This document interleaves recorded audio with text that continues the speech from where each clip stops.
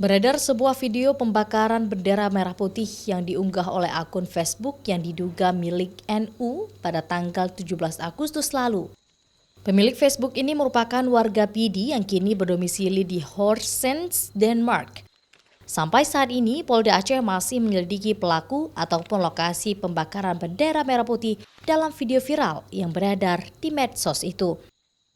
Setelah beredar di media sosial, video ini selanjutnya diunggah kembali oleh akun Facebook yang diduga milik TD, warga PD Jaya.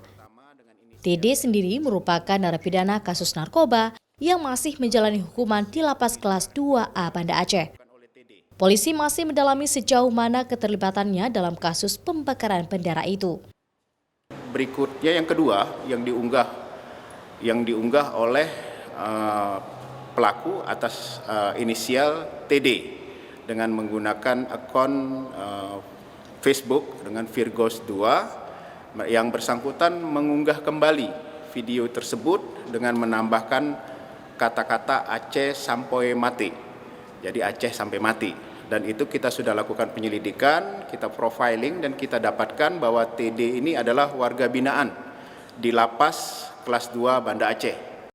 Bagi pemilik akun, apabila terbukti akan dikenakan pasal 28 ayat 2 Undang-Undang ITE karena dianggap dengan sengaja dan tanpa hak menyebarkan informasi yang ditujukan untuk menimbulkan rasa kebencian atau permusuhan di individu dan atau kelompok masyarakat tertentu.